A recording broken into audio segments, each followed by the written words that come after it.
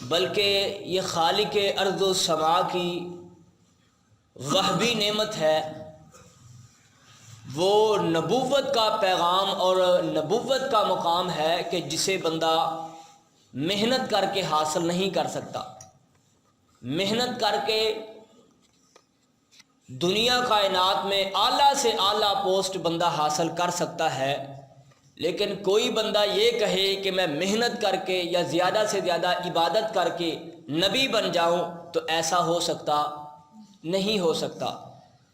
محنت کر کے کوشش کر کے بندہ ولی بن سکتا ہے، محدث بن سکتا ہے، امام بن سکتا ہے، خطیب بن سکتا ہے، مفکر بن سکتا ہے، لیکن کوئی بندہ بھی محنت کر کے نبی نہیں بن سکتا، کیونکہ یہ وہبی عطا ہے۔ جسے اللہ نبی بنا دے وہی نبی بنتا ہے، اللہ کی عطا کے بغیر کوئی نبی نہیں بن سکتا۔ اللہ کے محبوب پیغمبر جناب محمد الرسول اللہ صلی اللہ علیہ وآلہ وسلم کے سینہ اطہر پر اس سورت کا اللہ نے نزول فرمایا۔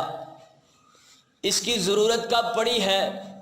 مفسرین نے اس کے کئی شان نزول بتلائے ہیں۔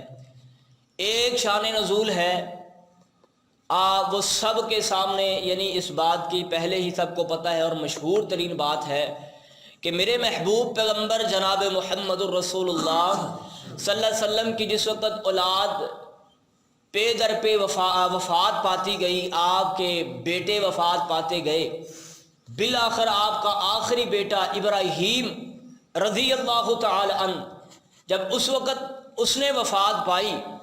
تو مکے کے لوگوں نے بجائے اس کے کہ وہ آپ کے ساتھ تعزیت کرتے، آپ کو جو ہے وہ حوصلہ دیتے، تسلی دیتے، آپ کے ارد گرد بیٹھتے، دکھوں کو بانٹنے کی کوشش کرتے۔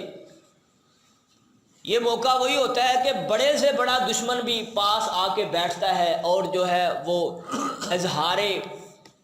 تعزیت کرتا ہے، پریشانی کا اظہار کرتا ہے کہ میں بھی آپ کے دکھوں میں شامل ہوں، شریک ہوں۔ لیکن میرے محبوب علیہ الصلوۃ والسلام کا دشمن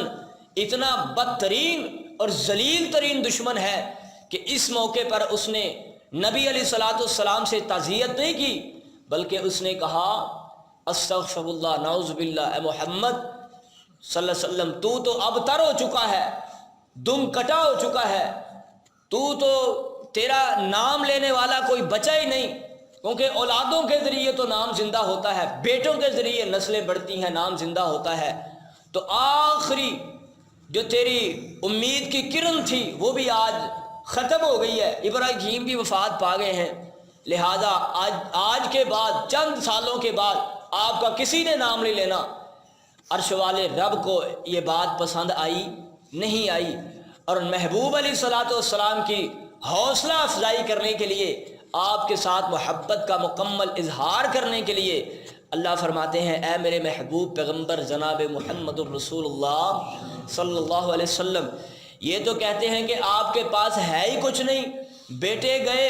دنیا کا تمام کچھ سب کچھ آپ سے چلا گیا، بلکہ اللہ فرماتے ہیں انا اعطیناک الکوثر، اے میرے محبوب علیہ السلام ہم نے تو آپ کو خیر کثیر کا مالک بنا دیا ہے، ہم نے تو آپ کو خیر کثیر کا مالک بنا دیا ہے۔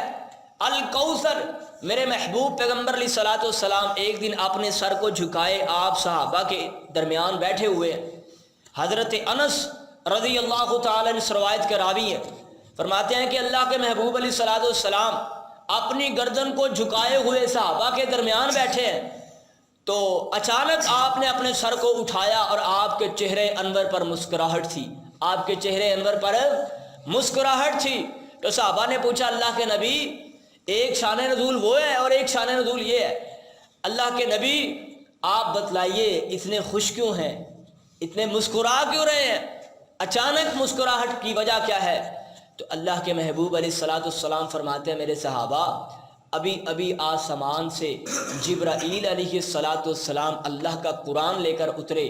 اور اللہ کے محبوب علیہ السلام نے یہ ساری صورت سنا دی، فرمایا انا اعطیناک الکوثر فصل لربک وانحر ان شانئک هو الابتر۔ یہ اللہ نے یہ صورت نازل فرمائی ہے اور ساتھ ہی اللہ کے محبوب علیہ الصلوۃ والسلام نے اپنے صحابہ سے سوال کیا، صحابہ آپ جانتے ہیں کہ الکوثر کا معنی کیا ہے؟ الکوثر کا معنی کیا ہے؟ یا ایک بات سمجھنے والی ہے، ایک بات یہاں سمجھنے والی ہے کہ صحابہ عربی زبان سمجھتے ہیں، عربی زبان کو سمجھتے ہیں۔ اس سے پہلے سورۃ کوثر انہوں نے سنی نہیں، اس سے پہلے سورۃ کوثر ابھی تو نازل ہو رہی ہے، انہوں نے سنی نہیں، انہوں نے اس کو سمجھا نہیں۔ اللہ کے محبوب علیہ الصلوۃ والسلام نے بغیر تفسیر کیے ہوئے سب سے پہلے صحابہ سے سوال کیا، صحابہ آپ جانتے ہیں الکوثر کا معنی کیا ہے؟ الکوثر کا معنی کیا ہے؟ حالانکہ صحابہ مادری زبان ان کی عربی ہے، لیکن انہیں پتا تھا کہ دین کے معاملے میں لغتیں نہیں چلتی، دین کے معاملے میں بات چلتی ہے تو محمد الرسول اللہ کی چلتی ہے صلی اللہ علیہ وسلم۔ صحابہ بتلا سکتے تھے الکوثر کا معنی، پتا تھا، لیکن انہیں پتا تھا کہ جب دین کی بات ہو تو کسی لغت کی بات نہیں چلتی، جب دین کی بات ہو تو کسی بڑے کی بات نہیں چلتی، جب دین کی بات ہو تو اپنی عقل اور علم نہیں چلتا، جب دین کی بات ہو تو محمد الرسول اللہ صلی اللہ علیہ وسلم کی زبان اطہر سے نکلے معنی چلتے ہیں، آپ کی زبان سے نکلی تفسیر چلتی ہے، آپ کی زبان سے نکلی بات چلتی ہے۔ اس لیے صحابہ نے کہا اللہ کے نبی اللہ اعلم و رسول، اللہ اور اس کا رسول ہی بہتر جانتے ہیں۔ فرمایا الکوثر ایک نہر ہے، الکوثر ایک نہر ہے جو قیامت کے دن اللہ میدان محشر میں مجھے نصیب فرمائے گا، قیامت کے دن میدان محشر میں مجھے نصیب فرمائے گا۔ اور ساتھ اللہ کے محبوب علیہ السلام فرماتے ہیں اس الکوثر نہر کے اوپر جو آب خورے ہوں گے، پانی پینے والے برتن جو ہوں گے، وہ آسمان کے تاروں سے بھی زیادہ ہوں گے، آسمان کے ستاروں سے بھی زیادہ ہوں گے۔ اور پھر آپ علیہ السلام نے فرمایا ستارے بھی اس رات کے کہ جس رات میں بادل بھی نہ ہو اور رات بھی اندھیری ہو، رات بھی آپ جو ہے نا تجربہ کیجئے کہ جس رات میں بادل نہ ہو، یعنی بالکل موسم صاف ہو اور رات اندھیری ہو، اس رات ستارے کیسے نظر آتے ہیں اور کتنے نظر آتے ہیں، آسمان کو ڈھانپے ہوئے ہوتے ہیں ستارے۔ حدیث کے الفاظ ہیں کہ اس رات کے ستاروں کے برابر میرے حوضہ کوثر پہ جو برتن ہوں گے کہ جس رات میں بادل بھی نہ ہو اور رات بھی اندھیری ہو، جتنے ستارے نظر آتے ہیں اس کے برابر اللہ نے حوض کوثر پر مجھے برتن دیے ہیں حوض پینے کے، کوثر کا جام پینے کے لیے، کوثر کا جام پینے کے لیے۔ اللہ اکبر۔ اور اگلی حدیث محمد الرسول اللہ صلی اللہ علیہ وآلہ وسلم فرماتے ہیں کہ میرے کوثر پر اللہ کے جنت سے 2 پرنالے گرتے ہیں، حوض کوثر پر اللہ کی جنت سے 2 پرنالے گرتے ہیں، یعنی پانی گرتا ہے حوض کوثر میں۔ صحیح حدیث ہے، بالکل صحیح حدیث ہے جو آپ کے سامنے پڑھ رہا ہوں، بخاری و مسلم کی اور دیگر کتب احادیث کی احادیث ہے جو آپ کے سامنے میں بیان کر رہا ہوں۔ فرمایا کہ حوض کوثر پر میری جو نہر جو اللہ قیامت کے دن مجھے نصیب فرمائے گا، اس پر 2 پرنالے جنت سے گرتے ہیں، اس پر 2 پرنالے جنت سے گرتے ہیں۔ اور ساتھ فرمایا کہ اس کا پانی شہد سے زیادہ شیریں ہوگا، شہد سے زیادہ میٹھا ہوگا، اللہ اکبر، اور دودھ سے زیادہ سفید ہوگا۔ جو ایک مرتبہ پیے گا اس کو پھر دوبارہ پیاس نہیں لگے گی، پیاس نہیں لگے گی۔ اگلی بات محمد الرسول اللہ صلی اللہ علیہ وآلہ وسلم کے صحابی حضرت عبداللہ ابن مسعود رضی اللہ تعالی عنہ سے کسی نے سوال کیا، سوال کرنے والا تابعی ہے اور سوال جس سے کیا جا رہا ہے وہ صحابی ہے۔ اللہ اکبر۔ پوچھتے ہیں عبداللہ ابن مسعود جو مفسر قرآن ہے، پوچھتے ہیں عبداللہ مجھے بتلائیے کہ الکوثر کا مطلب کیا ہے، الکوثر کا مطلب کیا ہے؟ حضرت عبداللہ ابن مسعود فرماتے ہیں الکوثر کا مطلب خیر کثیر ہے، خیر کثیر ہے، یعنی کثیر جو خیر ہے اللہ نے اپنے نبی کو عطا فرما دی ہے، ہر طرح کی خیر عطا فرما دی ہے، اس میں نبوت کی خیر ہے، آسمان سے کتاب نازل ہونے والی خیر ہے، اخلاق حسنہ کی خیر ہے، متبع امت جو ہے یہ بھی آپ کے لیے خیر ہے، اور قیامت کے دن یعنی شفاعت کبریٰ کا جو آپ کو حق ملنا ہے یہ بھی اللہ کی طرف سے آپ کے لیے خیر ہے، جو اللہ مالک الملک نے آپ کو متبع صحابہ عطا فرمایا یہ بھی خیر ہے، اور اللہ مالک الملک نے قیامت کے دن جو لواء الحمد آپ کے ہاتھ میں دینا ہے یہ بھی خیر ہے، مقام محمود بھی جو اللہ نے آپ کو نصیب فرمایا ہے یہ بھی خیر ہے، اور فرمایا مقام وسیلہ جس کا ہم نماز اذان کے بعد دعا کرتے اور اللہ کے نبی صلی اللہ علیہ وسلم سے اللہ سے نبی کے لیے سوال کرتے ہیں، مقام وسیلہ یہ بھی خیر ہے، اور قیامت کے دن جو اللہ کے محبوب علیہ الصلوۃ والسلام کو 7 دن کا سجدہ کی توفیق اللہ دے گا یہ بھی اللہ کی طرف سے خیر ہے۔ صحابی کہتے ہیں، وہ تابعی کہتا ہے کہ میں نے تو سنا ہے کہ الکوثر کا معنی نہر ہے جو جنت میں ہوگی، جنت سے جو اللہ کے نبی علیہ الصلوۃ والسلام کو قیامت کے دن ملے گی۔ تو صحابی حضرت عبداللہ ابن مسعود فرماتے ہیں کہ جنت بھی خیر نہیں ہے، جنت بھی ساری کی ساری جنت خیر نہیں ہے، اور یہ نہر بھی اس جنت کی ہے، تو پتہ چلا کہ یہ نہر بھی اللہ کے نبی علیہ الصلوۃ والسلام کو خیر ملی ہے۔ ایک حدیث اور ہے، نبی علیہ الصلوۃ والسلام فرماتے ہیں قیامت کا دن ہوگا کہ جب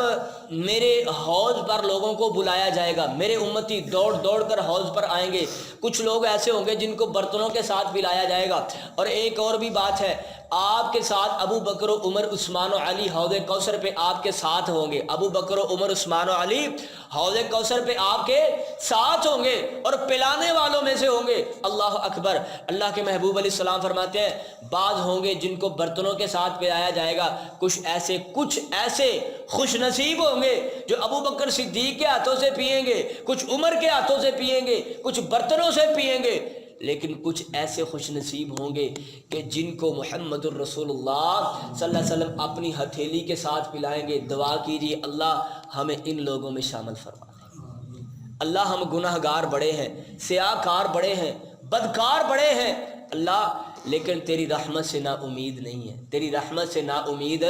نہیں ہے اللہ، ہم سب کو جام کوثر نصیب فرما دینا۔ اللہ کے محبوب پیغمبر جناب محمد الرسول اللہ صلی اللہ علیہ وسلم سے اللہ نے جو وعدہ کیا ہے حوض کوثر کا، فرمایا میری امت آ رہی ہوگی لیکن کچھ لوگ ایسے ہوں گے جن کے درمیان رکاوٹ پیدا کر دی جائے گی، تو اللہ کے محبوب علیہ السلام فرماتے ہیں امتی، اللہ یہ تو میری امت ہے، اللہ یہ تو میرے اپنے ہیں، اللہ یہ میرے پیارے ہیں۔ اللہ اکبر۔ اللہ فرمائے گا اے میرے محبوب پیغمبر علیہ الصلوۃ والسلام انک لا تعلم، تو نہیں جانتا، اے میرے نبی تو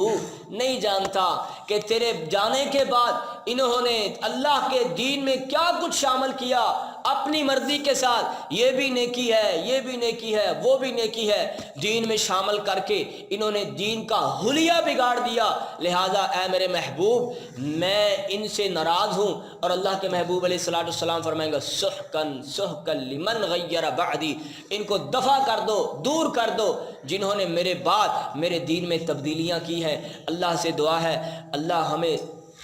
تمام تر باتوں کو اپنے دلوں پر منقش کرنے کی توفیق عنایت فرمائے اور عمل کرنے کی توفیق عنایت فرمائے۔ ایک آیت کا میں نے آپ کے سامنے ایک آیت کی تفسیر بیان کی ہے، انا اعطیناک الکوثر کی، انشاءاللہ اگلی 2 آیتوں کی تفسیر کل آپ کے سامنے پیش کریں گے۔ اللہ سے دعا ہے اللہ مجھے بھی اور آپ کو بھی سمجھ کی اور عمل کی توفیق عنایت فرمائے۔ وآخر دعوایا ان الحمدللہ رب العالمین۔